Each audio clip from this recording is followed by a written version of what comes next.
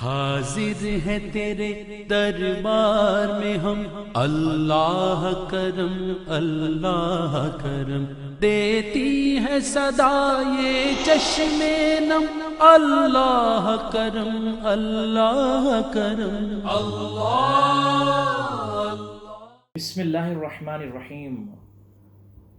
قال الامام الصادق علیہ الصلاۃ والسلام: ارواح المؤمنین فی حجرات فی الجنة یاکلون من طعمها ویشربون من شرابها ویتداورون فیها ویقولون ربنا اقم لنا الساعة لتنجز لنا ما وعدتنا۔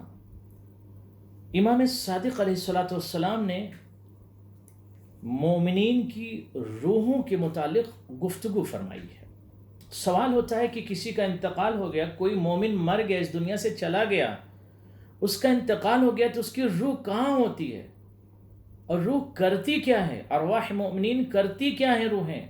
آواز دی امام صادق نے کہ ارواح المؤمنین فی حجرات فی الجنت۔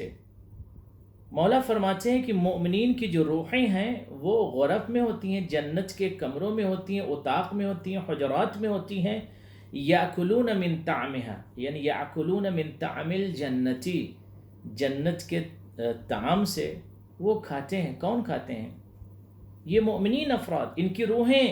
غور کیجئے گا، یعنی ارواح مومنین یہ اطاق میں ہوتے ہیں، کمروں میں ہوتے ہیں جنت کے، اور باقاعدہ انہیں حجرات دیے جاتے ہیں، کمرے دیے جاتے ہیں، اطاق دیے جاتے ہیں، اور وہاں پر یہ اللہ انہیں جنت کی غذا فراہم کرتا ہے۔ یہ کھاتے اور پیتے ہیں اور ایک دوسرے سے ملتے بھی ہیں، اور اس کے بعد خدا کی بارگاہ میں دعا کرتے ہیں: پروردگار، جو تو نے وعدہ کیا تھا ہم سے، اس وعدے کو پورا کر، یعنی قیامت آ جائے تاکہ وعدہ جو تو نے کیا ہے مومنین کے ساتھ، اس وعدے کو پورا کیا جا سکے۔